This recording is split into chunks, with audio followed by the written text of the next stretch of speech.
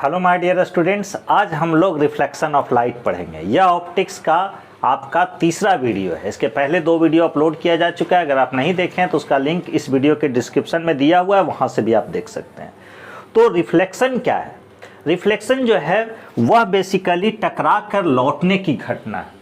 और reflection of light क्या हुआ? तो लाइट के टकरा कर लौटने की घटना को हम लोग रिफ्लेक्शन ऑफ लाइट पढ़ेंगे। बेसिकली रिफ्लेक्शन के कारण ही हम किसी ऑब्जेक्ट को देख पाते हैं। अगर इस ऑब्जेक्ट को आप देख रहे हैं, कोई भी ऑब्जेक्ट को, घर में जितने भी ऑब्जेक्ट पड़े हुए हैं, तो उस पर क्या है, कौन सी प्रकाशीय घटना है, कौन सा ऑप्टिकल इंसिडेंट है कि उस पर लाइट का इंसिडेंट हो रहा है, प्रकाश किरणें उस पर पड़ रही है और टकरा कर उससे जो लौट रही है वही किरणें हमारी आँखों तक पहुँच रही है, जिसके कारण उस ऑब्जेक्ट को हम लोग देख पा रहे हैं। तो रिफ्लेक्शन लाइट में काफ़ी इंपॉर्टेंट है। हाँ, रिफ्लेक्शन से रिलेटेड 2 लॉ भी है। पहले हम लोग रिफ्लेक्शन को समझ लेते हैं, देख लेते हैं, उसके बाद फिर लॉ ऑफ रिफ्लेक्शन पढ़ेंगे। तो आपका रिफ्लेक्शन का डिफिनीशन हम लिख रहे हैं। यहाँ क्या लिखा हुआ है? Reflection is the turning back, मतलब टकरा कर लौटने की घटना को, turning back of an electromagnetic wave at the surface of substance, मतलब किसी सब्सटेंस के सरफेस से टकरा कर लौटने की घटना ही क्या है? रिफ्लेक्शन। रिफ्लेक्शन आपका 2 प्रकार का होता है, एक रेगुलर रिफ्लेक्शन और दूसरा इरेगुलर रिफ्लेक्शन। अगर प्रकाश या इलेक्ट्रोमैग्नेटिक वेव का आपका इंसिडेंट वैसे सरफेस पे होता है जो कंप्लीटली स्मूथ है, तो जो रिफ्लेक्शन होता है वह आपका कैसा रिफ्लेक्शन होता है? रेगुलर रिफ्लेक्शन होता है। दूसरा इरेगुलर रिफ्लेक्शन, या उसको हम लोग बोलते हैं डिफ्यूज रिफ्लेक्शन। तो डिफ्यूज रिफ्लेक्शन में क्या है कि अगर लाइट किसी रफ सरफेस पे पड़ता है तो वैसे स्थिति में आपका इरेगुलर रिफ्लेक्शन होता है। रेगुलर और इरेगुलर रिफ्लेक्शन में बेसिक क्या फ़र्क है कि आफ्टर रिफ्लेक्शन, अगर कोई पैरेलल रे आ रही है तो आफ्टर रिफ्लेक्शन रेगुलर में क्या होगा कि रिफ्लेक्टेड रे आपस में पैरेलल होंगे, लेकिन इरेगुलर या डिफ्यूज रिफ्लेक्शन में आपका रिफ्लेक्टेड रे आपस में पैरेलल नहीं होंगे, जबकि इंसिडेंट रे दोनों स्थिति में पैरेलल है। तो फिगर में आप देख भी रहे होंगे कि एक तरफ रेगुलर रिफ्लेक्शन है, दूसरा तरफ इरेगुलर या डिफ्यूज रिफ्लेक्शन है। तो रेगुलर रिफ्लेक्शन में क्या है कि आपका incident ray parallel, irregular reflection में भी क्या है? Incident ray parallel. Regular reflection में रिफ्लेक्टेड रे भी आपस में पैरेलल है, जबकि इरेगुलर रिफ्लेक्शन में रिफ्लेक्टेड रे आपस में पैरेलल नहीं है।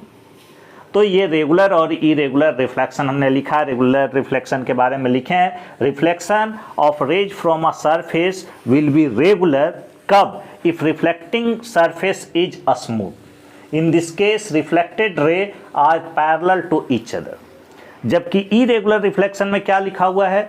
इरेगुलर रिफ्लेक्शंस अकर्स कब? When parallel rays of light are incident on rough surface and after reflection they emerge at in different direction.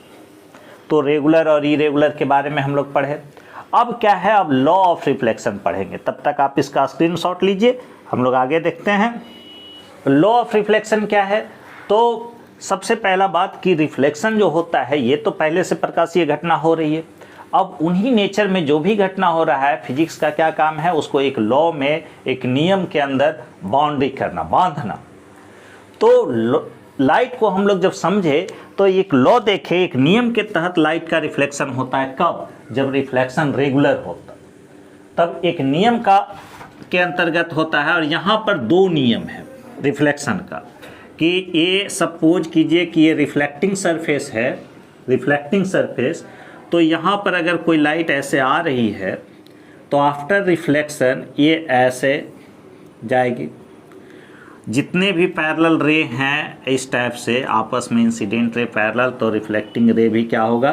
Parallel ही होंगे। अब यहाँ पर बताया गया है फर्स्ट लॉ में, किसके लिए? ये जो लॉ वैलिड है वह रेगुलर रिफ्लेक्शन के लिए वैलिड है कि आपका angle of incidence is equal to angle of reflection. Basically ये इंसिडेंट रे हुआ, ये नॉर्मल एट इंसिडेंट पॉइंट हुआ, ये इंसिडेंट रे आने वाली किरणें और ये रिफ्लेक्टेड रे, क्या है, रिफ्लेक्टेड रे या रे ऑफ रिफ्लेक्शन।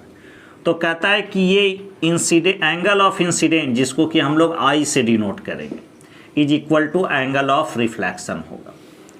दूसरा लॉ क्या है कि इंसिडेंट रे, रिफ्लेक्टेड रे या ray of reflection and normal at incident point lie in same plane, मतलब एक ही प्लेन में होगा। अगर ये इंसिडेंट रे है, ये रे ऑफ रिफ्लेक्शन है और यहाँ नॉर्मल है, तो ये तीनों एक प्लेन में होगा। अगर तीनों पर एक चादर बिछाएं, एक आपका पेपर रखे, तो वो एक प्लेन में होगा, कोप्लानर होगा, एक सरफेस का निर्माण करेगा। तो ये आपका लॉ ऑफ रिफ्लेक्शन है। तो लॉ ऑफ रिफ्लेक्शन को हम लोग लिख जाते हैं। क्या कहता है, in case of regular reflection number A में angle of incidence is equal to angle of reflection. कहने का मतलब angle I equal to angle R. B में क्या है, the incident ray, ray of reflection या the reflected ray and normal at incident point lie in one plane, मतलब एक ही plane में होगा। फिगर भी आप देख रहे होंगे। तो ये हुआ लॉ ऑफ रिफ्लेक्शन, जिसको कि हम लोग पढ़े। आगे हम लोग देखते हैं आपका मिरर के बारे में। क्या मतलब होता है, किसको हम लोग मिरर कहेंगे। तो देखिए, मिरर जो है आपका एक पॉलिश्ड सरफेस होता है, जिसका एक सरफेस एक तरफ पॉलिश किया हुआ होता है और दूसरी तरफ जब रे पड़ता है तो उसमें आपका रेगुलर रिफ्लेक्शन होता है, जिसके कारण इमेज का फॉर्मेशन होता है। अब सवाल उठता है कि इमेज क्या है।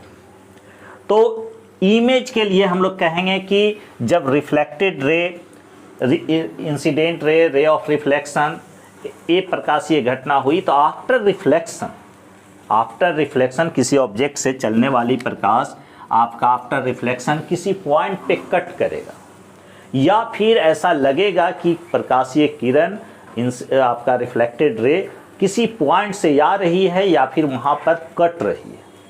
तो अगर रियल में इंटरसेक्ट करता है तब आपका रियल इमेज का फॉर्मेशन होगा, और अगर किसी पॉइंट पर कट करता हुआ प्रतीत होता है, इंटरसेक्ट होता हुआ लगता है, तब ऐसे स्थिति में वर्चुअल इमेज का फॉर्मेशन होता है।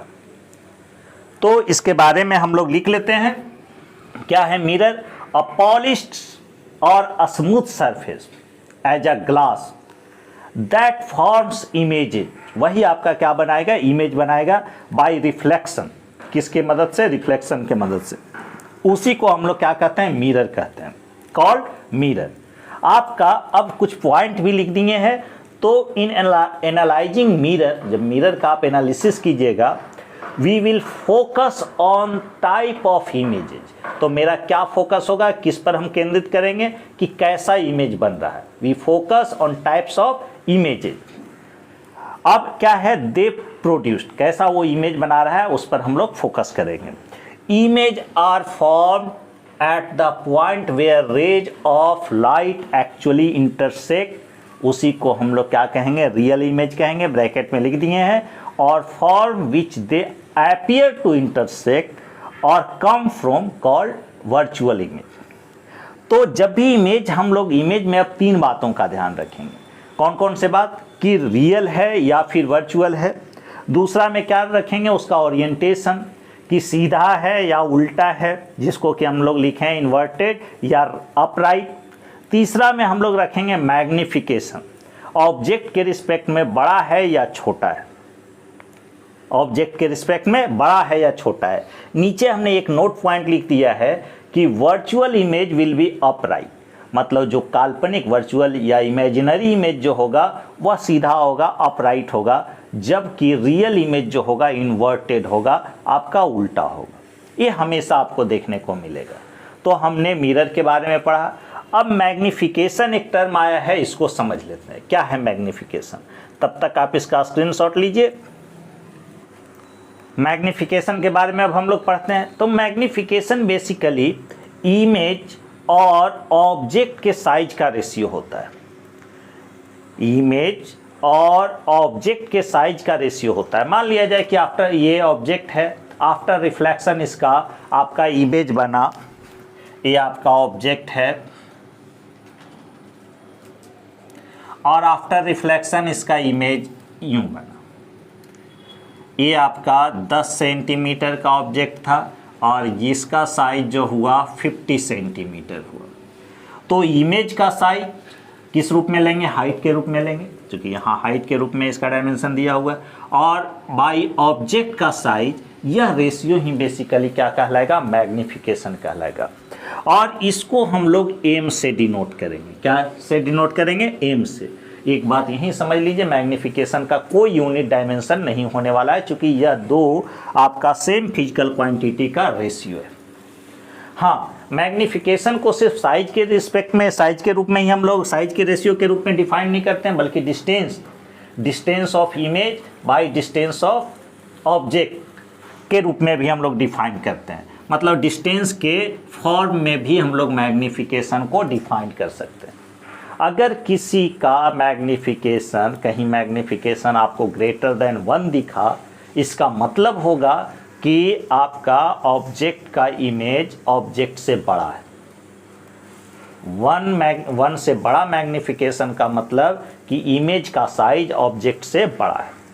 मैग्निफिकेशन अगर कहीं 1 है, इसका मतलब इमेज का size is equal to object का साइज।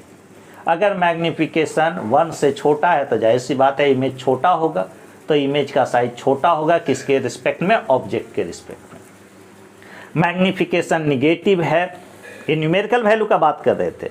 अगर मैग्निफिकेशन माइनस में है, इसका मतलब इमेज रियल है। मैग्निफिकेशन पॉजिटिव है, इसका मतलब कि इमेज जो है वह आपका इमेजिनरी है। कहने का मतलब अगर कहीं मैग्निफिकेशन आपका +2 दिखा, +2, तो समझ जाइएगा ये प्लस साइन देखकर कि इमेज आपका इमेजिनरी है। और ये न्यूमेरिकल वैल्यू 1 से बड़ा है, इसका मतलब होगा कि इमेज जो है ऑब्जेक्ट के रिस्पेक्ट में 2 गुना है। अगर -2 दिखा तो माइनस के कारण आप समझिएगा कि इमेज आपका रियल है, इन्वर्टेड है। और न्यूमेरिकल वैल्यू 2 के कारण आपका क्या बताइएगा, ये 2 को देखकर कि इमेज का साइज ऑब्जेक्ट के रिस्पेक्ट में क्या है? डबल है। तो मैग्निफिकेशन को हम लोग लिख जाते हैं। तो लिखिए मैग्निफिकेशन क्या है? Magnification is the ratio of height of image to the height of the object, which can be also calculated in terms of ratio of the distance। लिख लिए, if the image is larger than the object, the magnification will be greater than 1। if the image is smaller than the object, the magnification will be less than 1। if the image is the same size as the object, the magnification will be 1। तो इसको हम लोग mathematically भी दिखा दिए हैं। M equal to HI/HO। HI क्या हुआ? आपका साइज ऑफ इमेज या हाइट ऑफ इमेज। HO क्या हुआ? O for object, size of object या height of object, is equal to DI। DI का मतलब image distance by object distance. तो ये हम लोग मैग्निफिकेशन, लॉ ऑफ रिफ्लेक्शन, आपका मिरर के बारे में पढ़े। अगले वीडियो में अलग से हम लोग प्लेन मिरर के बारे में पढ़ेंगे और उससे जो इमेज बनेगा उसके प्रॉपर्टीज के बारे में, उस पर कुछ न्यूमेरिकल्स देखेंगे। उसके बाद फिर आपका स्फेरिकल मिरर, फिर आपका बढ़ते जाएगा। तो तब तक वीडियो पर बने रहिए, चैनल पे बने रहिए और चैनल को सब्सक्राइब कर लीजिए। ऑल बटन भी दबा दीजिए, ऑल नोटिफिकेशन, ताकि कोई भी वीडियो का नोटिफिकेशन आपको मिलते रहे। अगर वीडियो अच्छा लगे तो अपने दोस्तों तक भी इसको शेयर कीजिए। Thank you.